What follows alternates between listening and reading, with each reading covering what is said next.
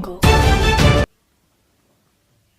Good afternoon, my dear viewer. Welcome to today's news at 1. My name is Elias Muchina. And to start us off, President William Ruto has cleared the air on why he met with the former President Uhuru Kenyatta. Ruto said that he met Uhuru to bury their differences and to plan for the future of the country. On the other hand, Jubilee Secretary General Jeremiah Kioni reiterated that the meeting between the two was not about political formations whatsoever. Here is the report.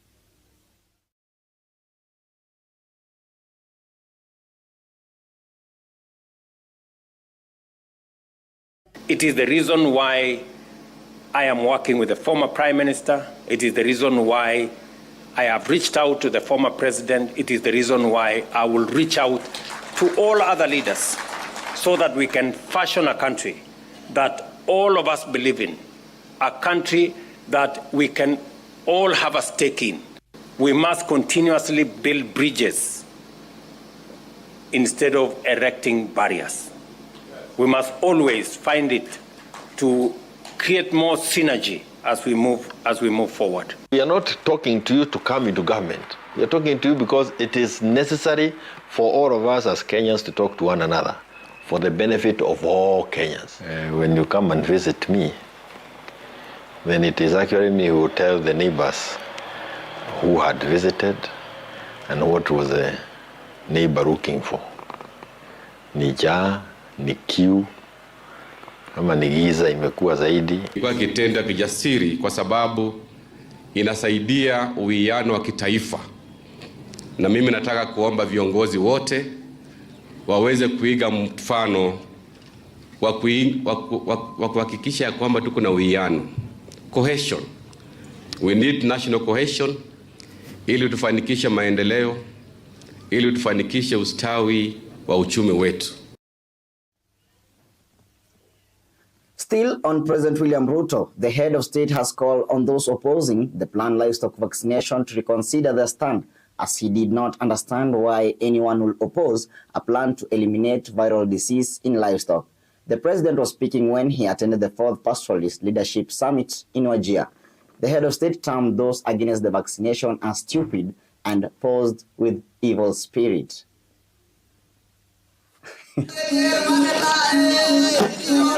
Anybody opposing vaccination to eliminate FMD and PPR is simply mad and unreasonable and possibly stupid. I mean, honestly, how else can you explain? There is an evil spirit in Kenya that is resident in some leaders. They churn out falsehood. They oppose everything for the sake of opposing. That these vaccines will alter the genetic structure of our animals. The Chief Justice of the Supreme Court of Kenya, Martha Koome, has insisted that no amount of pressure from the critics will make her step down. The Chief Justice has stated that some unnamed individuals have been using tactics like cyberbullying and intimidation, but no amount of such will force her to resign, as she remains steadfast in her role as the head of the Supreme Court of Kenya.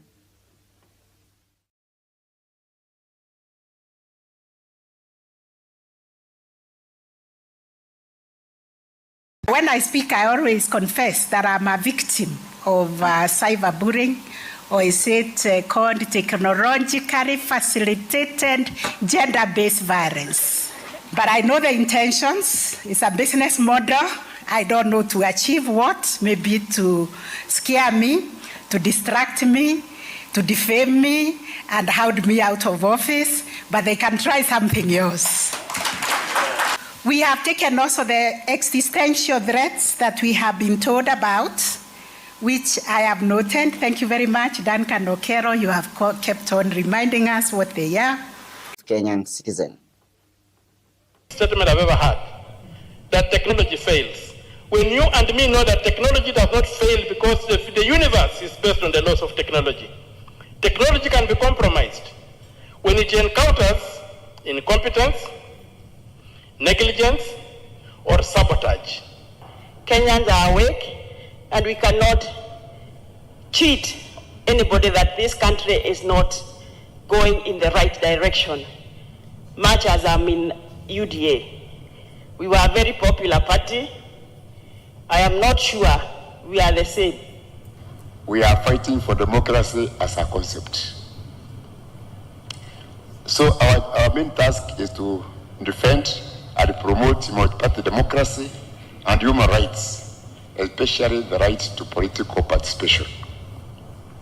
We work with the political parties, as I said, across the political divide, and we try to build their capacity, transparency, accountability, and internal democracy.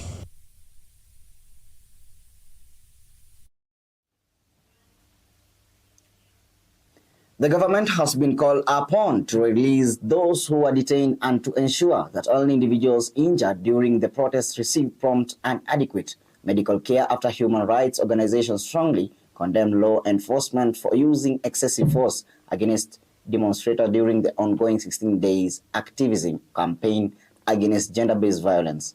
They expressed outrage at the contradiction of police action, pointing out the irony of using violence at a time when the government is focused on combating gender-based violence.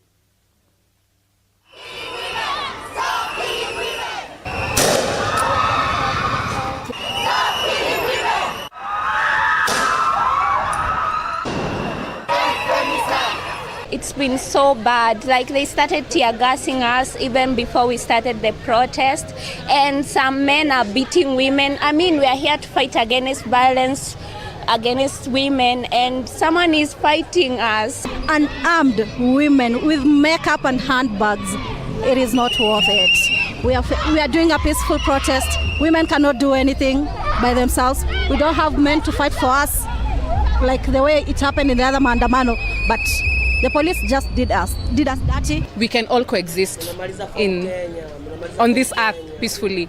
So we don't need to, stab each other with knives, drown each other in water, throw tear gas at us, throw rubber bullets at us. I mean, if you look at it, who's the one attacking us at this point?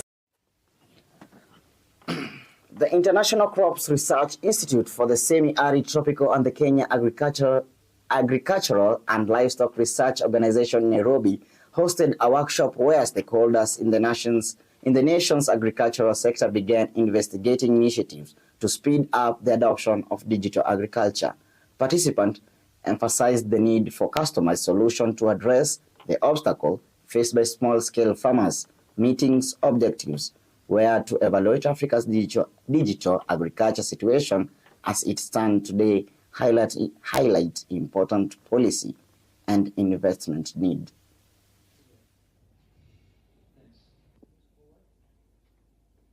The biggest challenge what farmers are facing in terms of adoption of digital tools and technique is the access to those customized tools or customized advisory which fits into their farming situations. And in that context, the capacity and knowledge, I think that's something important. So the capacity development and knowledge sharing is also limiting them. Precision agriculture means having the right information, reaching out to our farmers at the right time with a clear accuracy on time specificness. Actually, we have to have some policy intervention also for promoting the technology, giving the credit to the farmers, and then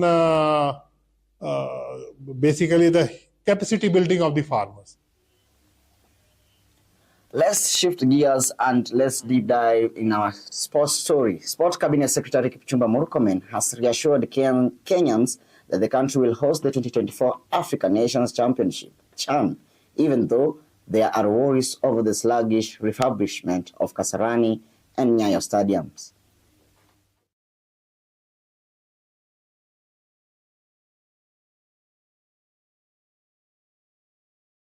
you know, if you go to Kasarani now, the pitch is almost ready. I mean, the grass itself, some work is being done, of course, to continue maintaining. Nyayo is the only main problem with Nyayo is lights. The rest of the things are achievable, and we're trying to see can lift the lights. In Kasarani, the main thing that we really want the contractor to push very hard is to finish fixing the trusses, because that is where you will mount the lights, so that then we can clear the place, not to become a construction site, and then fix the seats and a few other things. You know, we've been hearing a lot about social media over the past few days about, you know, where this tournament might be ending up. And, you know, I want to show everyone that it's CAF's commitment to make sure that this tournament will take place in the countries that it was intended to take place. So we are here to work hard and make sure that that happens. My dear viewer, we've come to the end of our news today. And remember, don't give up on your dreams, because there is always light at the end of the tunnel. My name is Elias Muchina. Do have yourself a wonderful day and a wonderful festive season. Goodbye.